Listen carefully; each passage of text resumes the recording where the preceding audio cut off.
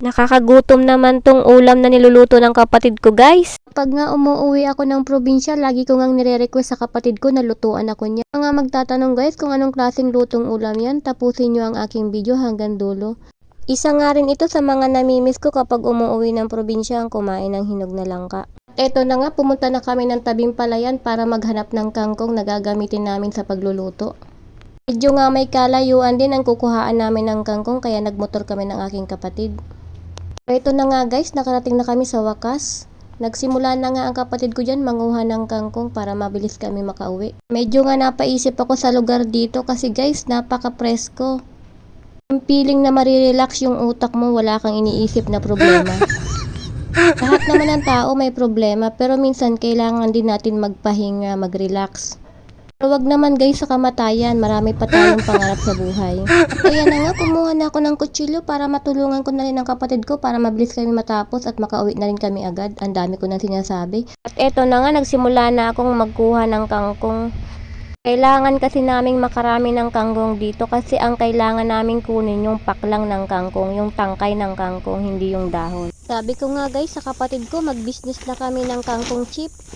Sa lawak ba naman ng kangkungan dito, mapapaisip ka talaga mag-business. Di kaya mag-deliver kami sa mga bayan-bayan ng kangkong. Kaso guys, may katamaran din tong kapatid ko, kaya wag na lang. Tulog mantika kasi guys ang kapatid ko, ang hirap gisingin. Tipo, gusto yung pasensya mo, kagigising. May mga kapatid din ba kayong ganyan? At sa wakas nga guys, napuno na namin ang basket, kaya na nagyaya na ang aking kapatid na umuwi. Tara na. Uy, baka malabot man. Yan na lang sa ibabaw. Oh. Ako nga guys. Tapos na kami guys. Ang bilis lang namin. Uwi na kami. Tumabi ang kabayo. Itong isa kami ang bagaan. Tapos si Paong kita na board.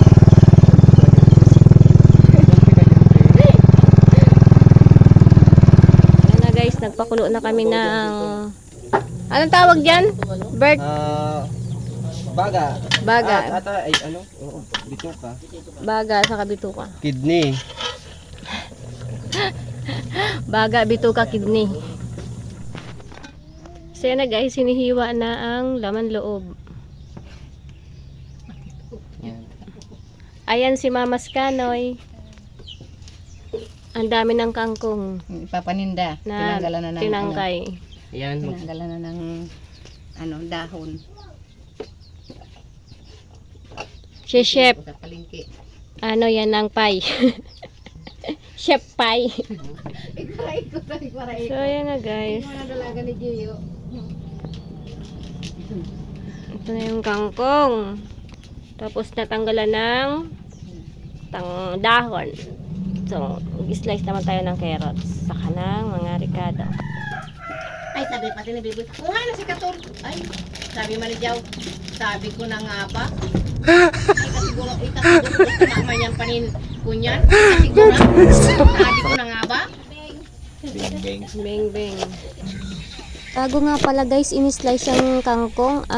Hinugasan muna yan para malinis. So ayan guys, nag-isa na kami ng bawang sibuyas.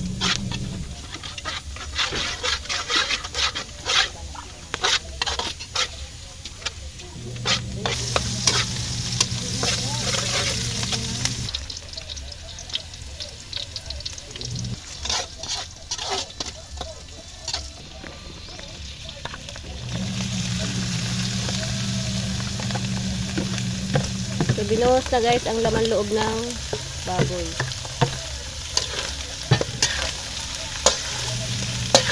Minekos-mekos guys.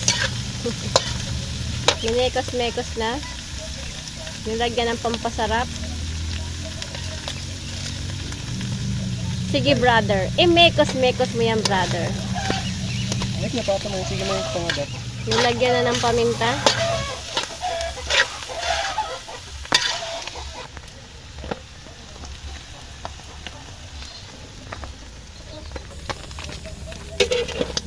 So guys, yan. Tatakpan muna natin. Habang pinapalambot yung laman loob, ayan si Papa Lo nagbiak na ng langka. Sabi ko nga guys, may panghimagas na kami. Naku, paniguradong kakabagan na naman ako ng tiyan nito. Pag ba naman napasarap ka ng kain, ewan ko na lang. So yan na guys, ilalagay ng dugo.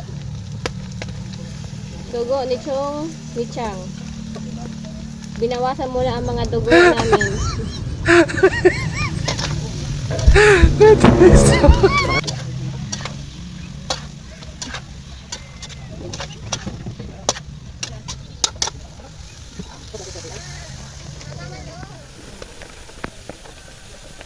Tama lang pamanggihan arat yan. Kaya po lagaon.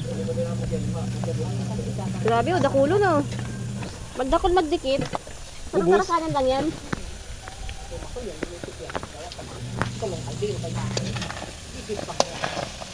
Ang tawag pala sa lutong yan mga guys ay bupis.